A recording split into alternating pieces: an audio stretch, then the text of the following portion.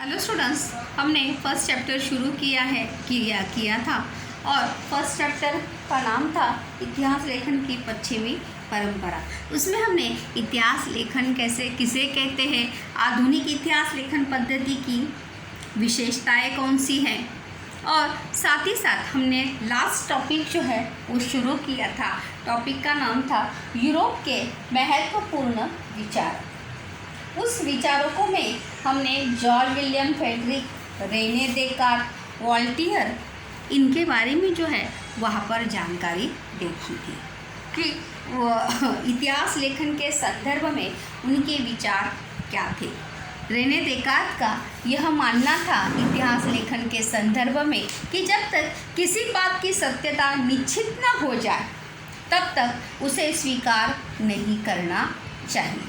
तो वॉल्टियर का इतिहास लेखन के संदर्भ में क्या विचार था कि तत्कालीन समाज की परंपरा, कृषि, व्यापार और आर्थिक व्यवस्था का विचार जो है वो इतिहास लेखन के में होना चाहिए। तो चलिए हम आगे के विचारक जो हैं उनके बारे में देखते हैं। उनका नाम है लियोपोल्ड वॉन रांके। नाम याद रखिए, लियोपोल्ड वॉन रांके। 19वीं शताब्दी में किए जा रहे इतिहास लेखन की पद्धति पर प्रमुखतः बर्लिन विश्वविद्यालय के लियोपोल्ड वॉन रांके के विचारों पर प्रभाव जो है वो दिखाई देता है कि उसने बताया कि इतिहास विषय के अनुसंधान में विश्लेषणात्मक पद्धति किस प्रकार की होनी चाहिए। मतलब इतिहास लेखन में विश्लेषणात्मक पद्धति जो है वो किस प्रकार की होनी चाहिए। मूल दस्तावेज़ों के आधार पर मतलब जो रियल दस्तावेज है उन्हीं के आधार पर जो है प्राप्त जानकारी सबसे अधिक महत्वपूर्ण होती है। मतलब जिन दस्तावेज़ों के आधार पर हम इतिहास लेखन करने जा रहे हैं, जिनका आधार लेने वाले हम इतिहास लेखन करते समय, वो जानकारी जो है वो सबसे महत्वपूर्ण होती है। और इस बात पर उसने बल दिया कि दस्तावेज़ के आधार पर जो जानकारी प्राप्त होती है वो सबसे महत्वपूर्ण होती है। साथ ही लियोपोल्ड रांके ने यह भी स्पष्ट किया कि ऐतिहासिक घटनाओं से संबंधित सभी प्रकार के कागजातों एवं, बहुत महत्वपूर्ण बात है कि उसने दस्तावेज़ों के तो महत्व दिया ही है, लेकिन साथ ही साथ ऐतिहासिक घटनाओं से संबंधित सभी प्रकार के कागजातों एवं दस्तावेज़ों की कसकर खोज करना अत्यंत महत्वपूर्ण होता है। मतलब इसी का अर्थ है कि जब हम इतिहास लेखन करेंगे तब उन दस्तावेज़ों की और कागजातों की कसकर खोज करना, कसकर यानी सही तरीके से उसकी छानबीन जो है वो होनी आवश्यक है। मतलब जो हम दस्तावेज़ यूज़ करने वाले वो सही होने चाहिए। इस बात पर उन्होंने सबसे ज़्यादा बल दिया है। इस पद्धति द्वारा ऐतिहासिक सत्य तक पहुंचना संभव होता है। मतलब जब हम दस्तावेज़ों के आधार पर ही लेखन करेंगे या उनकी सत्यता के आधार पर ही लेखन करेंगे तभी हम ऐतिहासिक सत्य तक जो है पहुंचना क्या होगा, संभव होगा, मुमकिन होगा। यह विश्वास उन्होंने व्यक्त किया और उसी के साथ साथ उन्होंने ये बात भी बताई कि इतिहास के लेखन में काल्पनिकता के उपयोग किए जाने की कड़ी आलोचना की, क्योंकि इतिहास जो है वो सत्य घटनाओं पर आधारित होता है। इसलिए इतिहास लेखन में काल्पनिकता का उपयोग जो है वो आलोचना की, मतलब कड़ी टीका की, उसका विरोध किया कि इतिहास लेखन में जो है क्या नहीं होना चाहिए, काल्पनिकता जो है वो कदापि भी होनी नहीं चाहिए। क्योंकि इतिहास किस पर आधारित होता है? सत्य घटनाओं पर आधारित होता है। उसमें कोई भी काल्पनिक या कल्पना विस्तार का कोई भी आधार जो है वहाँ पर बिल्कुल भी होता नहीं। उसने विश्व के इतिहास प्रस्तुति अथवा संरचना पर बल दिया और उसके विविध लेखों का संकलन सभी लेखकों इतिहासकारों के विचारों के बुकों के ग्रंथों के नाम जो है मैंने आपको याद रखने बोले हैं असत्य जोड़ी के लिए या रिक्त स्थान के लिए। तो लियोपोल्ड रंगे ने ग्रंथ का नाम क्या था? लेखों, उसके विविध लेखों का संकलन जो है the theory and practice of history और the secret of world history ग्रंथों में प्राप्त है।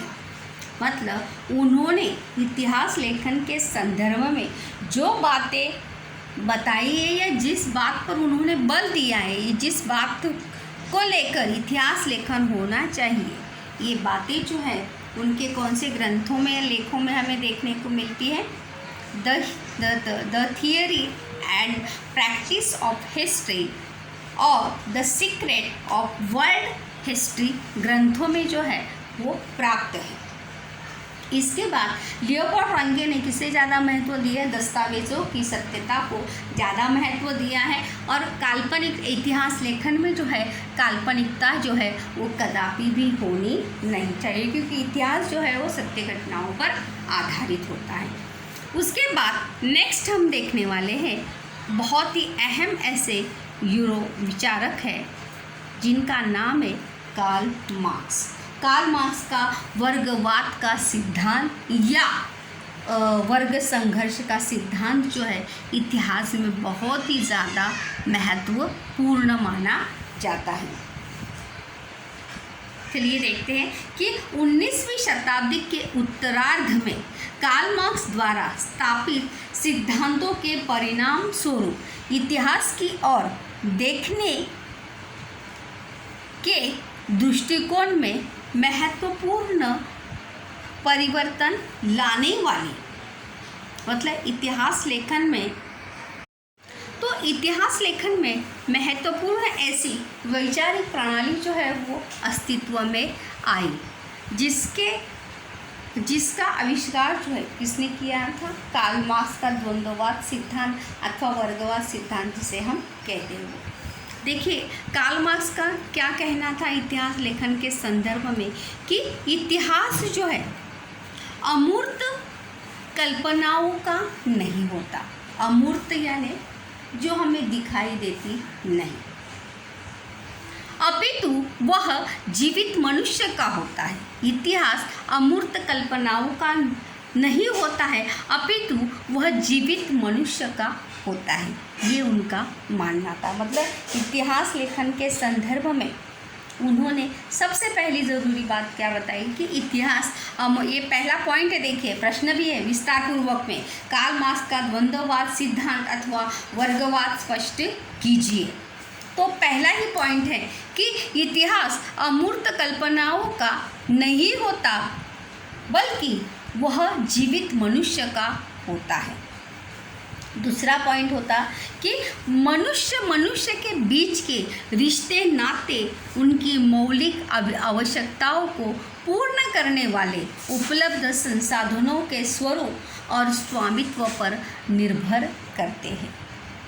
मतलब मनुष्य के बीच के रिश्ते नाते उनके मौलिक आवश्यकता यानी मूलभूत आवश्यकताओं की पूर्ति के लिए उपलब्ध उत्पादन साधनों के स्वरूप एवं स्वामित्व पर मनुष्य के पारस्परिक संबंध जो है वो निर्भर होते हैं।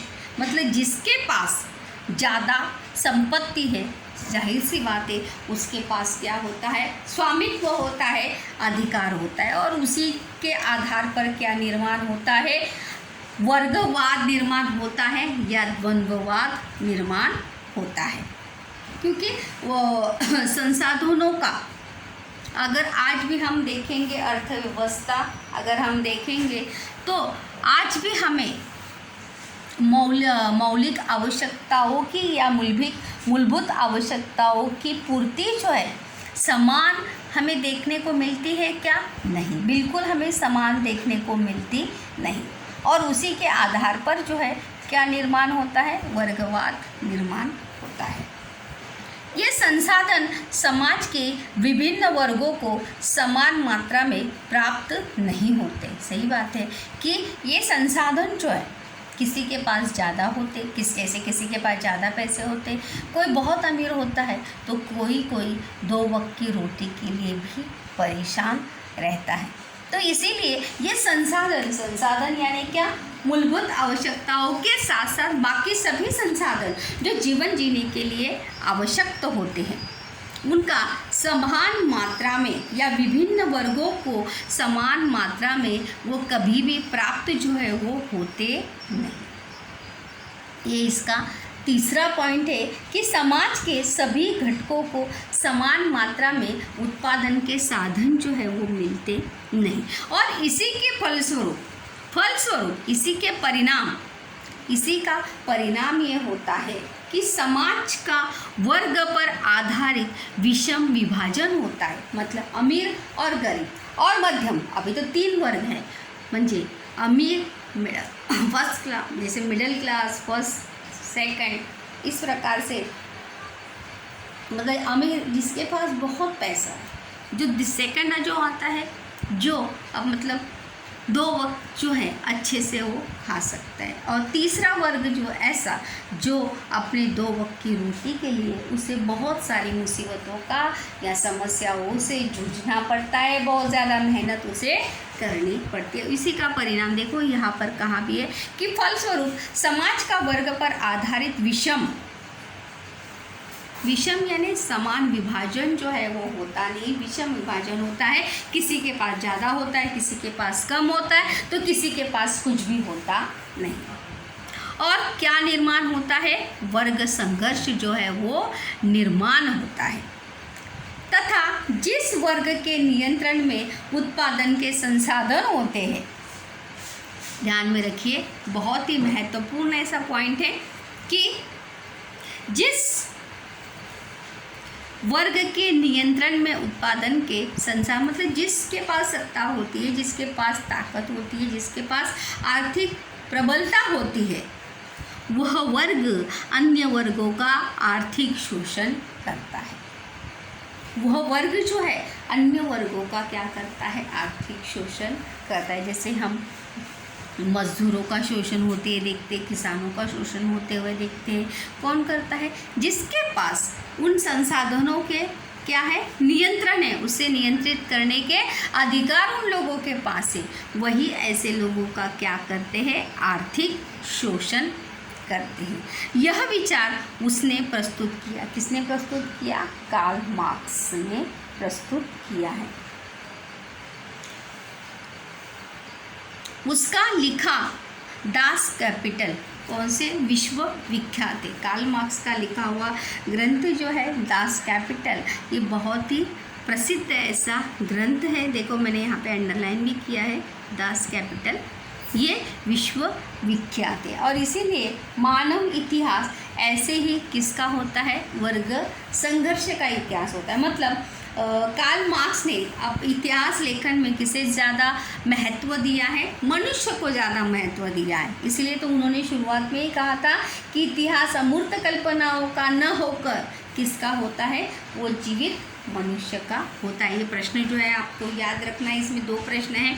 कार्ल मार्क्स का वर्गवाद सिद्धांत स्पष्ट कीजिए। दूसरा, कार्ल मार्क्स का कौन से ग्रंथ का लेखन उन्होंने किया है? Das Kapital. कौन से लेखन किया है उन्होंने? Das Kapital. ये बात जो है वहाँ पर आपको याद रखनी है। उसके बाद हम देखने वाले हैं एनल्स प्रणाली। ये भी बहुत ही महत्वपूर्ण ऐसा प्रश्न है टिप्पणी के लिए।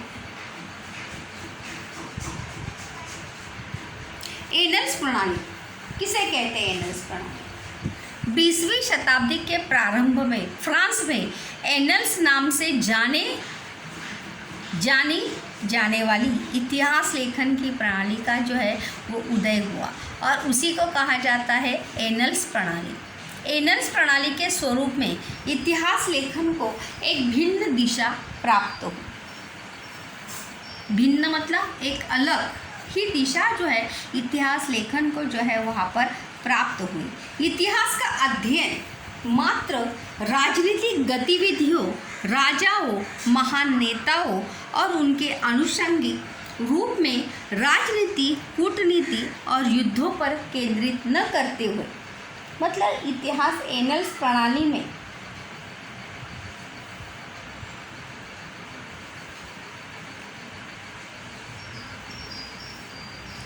मतलब इतिहास लेखन में राजनीतिक गतिविधियाँ, राजाओं, महान नेताओं और उनके अनुषंगिक रूप में राजनीति, कूटनीति और युद्धों पर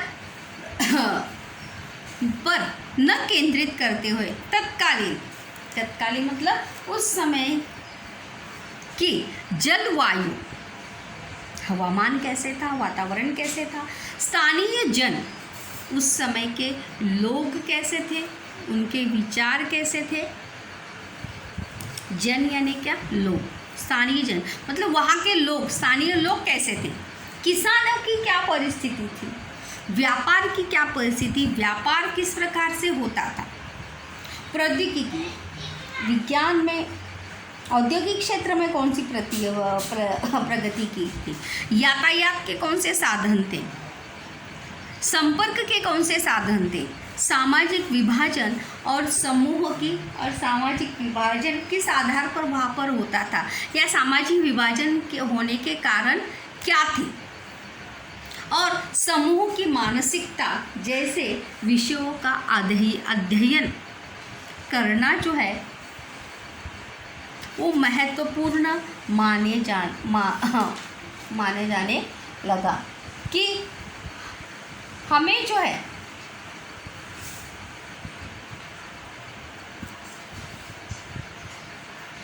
एनल्स प्रणाली का प्रारंभ करने और विकसित करने का श्रेय जो है फ्रांसीसी इतिहासकारों को दिया जाता है, जो एनल्स नामक इतिहास लेखन की नई प्रणाली जो आई, जो कहाँ पर अस्तित्व में आई थी, फ्रांस में। कहाँ पर अस्तित्व में आई थी? फ्रांस में अस्तित्व में आई थी। और फ्रांसीसी इतिहासकारों का, ये तो हमने देखा कि यूरोप के विचारों को या यूरोप के इतिहासकारों के विचार क्या थे इतिहास लेखन के संदर्भ में, और एनल्स प्रणाली में किस बात का संदर्भ हमें मिलता है कि इतिहास लेखन के संदर्भ में, इतिहास लेखन में राजाओं, महाराजाओं की गतिविधियों, उनके युद्धों का वर्णन न करते हुए उस समय की सभी परिस्थिति का वर्णन जो है वो इतिहास लेखन में होना चाहिए। ये प्रश्न जो है आपको अच्छे से याद रखना है। एनल्स प्रणाली देखो, इसका फर्स्ट पॉइंट है कि प्राचीन काल में राजा, युद्ध, राजनीतिक घटना, महान नेता और उनके राजनीति आदि को इतिहास के अर्थ के रूप में ग्रहण किया जाता था। मतलब यही इतिहास लेखन के क्या थे? विषय थे। 20वीं शताब्दी के प्रारंभ में फ्रांस में इतिहास लेखन की क्या हुई? शुरुआत हुई। और वो किस नाम से हुई? एनल्स नाम से। किस नाम से हुई? एनल्स नाम से। इसीलिए उसे क्या कहा जाता है? एनल्स प्रणाली। और उसने इतिहास लेखन को एक अलग दिशा दी और इतिहास लेखन में तत्कालीन विषयों का समावेश होना चाहिए, यह बात जो है उन्होंने अपने लेखन में वहाँ पर प्रस्तुत की। साथ ही साथ एनल्स अर्थात वार्षिक प्रतिवेदित घटना जिस काल में घटित हुई है उसका केवल राजनीतिक ही नहीं, तत्कालीन सामाजिक, आर्थिक और राजनीतिक भी सभी दृष्टिकोण से विचार होना जो है वो आवश्यक है। यह बात फ्रांसीसी इतिहासकारों ने इतिहास लेखन के संदर्भ में वहाँ पर की। उसके बाद नेक्स्ट महत्वपूर्ण टॉपिक है स्त्रीवादी इतिहास लेखन। प्रश्न भी है वहाँ पर स्टूडेंट्स कि स्त्रीवादी इतिहास स्त्रियों के जीवन से जुड़े विभिन्न पहलुओं पर विचार करने वाले अनुसंधान कार्य जो है वो प्रारंभ हुए। मतलब पश्चिमी परंपरा, इतिहास लेखन की पश्चिमी परंपरा में ही हमें स्त्रीवादी इतिहास लेखन की शुरुआत जो है वहाँ पर देखने को वहाँ पर मिलती है कि उस समय ही स्त्रीवादी इतिहास लेखन की शुरुआत हुई थी। तो स्त्रीवादी इतिहास लेखन पर जब प्रारंभ हुआ, सिर्फ क्या हुई थी, शुरुआत ही हुई थी, तो क्या हुआ, मतलब किस दृष्टिकोण से होने लगी। स्त्रीवादी इतिहास लेखन से तात्पर्य यह है कि स्त्रियों के दृष्टिकोण से की गई इतिहास की पुनर्रचना। मतलब इतिहास लेखन में स्त्रियों के दृष्टिकोण से इतिहास लेखन की पुनर्रचना। फ्रांसीसी विदुषी सीमा द बोवा, क्या नाम था उनका, फ्रांसीसी विदुषी सीमा द बोवा ने इतिहास लेखन में स्त्रीवादी मौलिक भूमिका जो है वो स्पष्ट की, या स्त्रीवादी भूमिका जो है उन्होंने स्पष्ट की कि इतिहास लेखन के में महिलाओं का क्या महत्व होना चाहिए। स्त्रीवादी इतिहास लेखन में स्त्रियों को स्थान देने के साथ साथ इतिहास लेखन के क्षेत्र में पुरुष प्रधान दृष्टिकोण पर पुनर्विचार करने पर बल दिया गया। मतलब अगर हम देखेंगे कि पूरे विश्व में ही पुरुष प्रधान संस्कृति जो है वहाँ पर मान्य थी या अग्रणी थी, तो वहाँ पर इतिहास लेखन में, स्त्रीवादी इतिहास लेखन में स्त्रियों का समावेश किया गया। साथ ही साथ इतिहास लेखन के क्षेत्र में अपनाए गए, मतलब इतिहास लेखन में भी क्या था, पुरुष प्रधान दृष्टिकोण था। मतलब इतिहास लेखन के में देखने का नज़रिया भी किस प्रकार से था, पुरुष प्रधान दृष्टिकोण के आधार पर ही देखते थे। तो वहाँ पर पुनर्विचार करने पर बल दिया गया कि वहाँ पर इतिहास लेखन पर एक स्त्री के नज़रिए से या एक महिलाओं की नज़रिए से भी वहाँ पर देखना चाहिए। ये बात जो है सीमा द बोवा ने उस समय वहाँ पर प्रस्तुत की।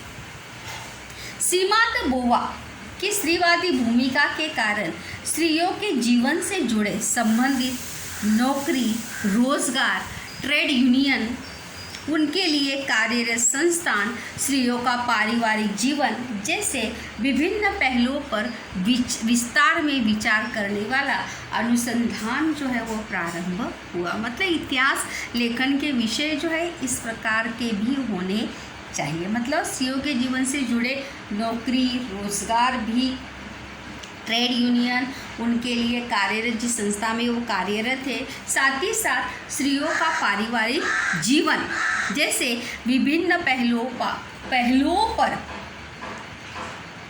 विचार करने वाले अनुसंधान जो है उस समय जो है वो शुरू हुए। और 1990 के बाद 1990 ईस्वी सन के पश्चात दिखाई देता है कि स्त्री को एक स्वतंत्र, मतलब देखिए कब उसकी शुरुआत हुई थी, और 1990 के दशक में जाके स्त्री को एक स्वतंत्र सामाजिक वर्ग, मतलब स्त्री भी, एक महिला भी एक समाज का एक स्वतंत्र ऐसा हिस्सा है, एक स्वतंत्र ऐसा वर्ग है, उसके विचार भी अपने विचार से अलग हो सकते हैं। या इतिहास लिखे जाने पर, सामाजिक वर्ग मानकर इतिहास लिखे जाने पर बल दिया गया कि वो भी इतिहास लेखन कर सकती है, या उसके जीवन से संबंधित विषय भी इतिहास लेखन के हो सकते हैं। उसके बाद सबसे अंतिम में हम देखने वाले हैं माइकेल फूको। माइकेल फूको की लेखन पद्धति को ज्ञान का पुरातत्व कहा गया है। क्या कहा गया है? ज्ञान का पुरातत्व क्यों कहा गया है? कारण का प्रश्न है। माइकेल फूको 20वीं शताब्दी के फ्रांसीसी इतिहासकार। कौन? माइकेल फूको जो है वो फ्रांसीसी थे, याद रखना, यूरोप के विचार फ्रांसीसी इतिहासकार माइकल फूको के लेखन द्वारा एक नई अवधारणा का जो है उदय हुआ। अवधारणा यानी टिप्पणी या सोच। उसने अपने ग्रंथ का नाम याद रखिए, आर्कियोलॉजी ऑफ नॉलेज। याद रखिए, आर्कियोलॉजी ऑफ नॉलेज। माइकल फूको के ग्रंथ का नाम क्या था? Archaeology of knowledge. इस ग्रंथ में यह प्रतिपादित किया यानी स्पष्ट किया कि इतिहास की कालक्रमानुसार अखंड रूप में प्रस्तुति अथवा रचना करने की पद्धति जो है वो अनुचित है। क्या है? अनुचित है, गलत है। अनुचित है यानी गलत है, मतलब इतिहास की कालक्रमानुसार अखंड रूप में प्रस्तुति अथवा रचना करने की पद्धति अनुचित है। मतलब जब हम इतिहास लेखन करेंगे तो जब हम कालक्रमानुसार ही करते हैं, कालक्रमानुसार ही इतिहास लेखन होना चाहिए, लेकिन जब हम उसे करते हैं या उसकी रचना करते हैं तो वो पूरी तरह से अनुचित है। ऐसा किसका मानना था? रचना पद्धति को उन्होंने दोषपूर्ण सिद्ध किया। पुरातत्व में अंतिम सत्य तक पहुंचना उद्देश्य नहीं होता है, अपितु भूतकाल में नए हुए परिवर्तनों का स्पष्टीकरण करने का प्रयास होता है। इस तथ्य यानी क्या? इस सत्यता की ओर उसने ध्यान खींचने का प्रयास किया और फूको ने इतिहास में उल्लिखित परिवर्तनों को स्पष्ट करने पर बल दिया। इसीलिए माइकल फूको की लेखन पद्धति को क्या कहा जाता है? ज्ञान का पुरातत्व कहा जाता है। मतलब माइकल फूको के कालक्रमानुसार इतिहास की अखंड रचना करने की पद्धति जो है दोषपूर्ण है, क्योंकि हम कभी भी किसी भी घटना को प्रॉपर ऑर्डर में जो है हम लगा नहीं सकते, क्योंकि हम सही मायने में जानते ही नहीं है कि वो घटना सही में उस समय या उस टाइम वो घटी होगी। इसीलिए माइकल फूको ने उस कालक्रमानुसार की अखंड रचना पद्धति को दोषपूर्ण सिद्ध किया। उनके मतानुसार अंतिम सत्य तक पहुंचना पुरातत्व का उद्देश्य न होकर, मतलब पुरातत्व यानी क्या? पुरातत्व विभाग का उद्देश्य न होकर भूतकाल की स्थितियों के अंतर अर्थात परिवर्तनों का स्पष्टीकरण करना पुरातत्व का उद्देश्य होता है। मतलब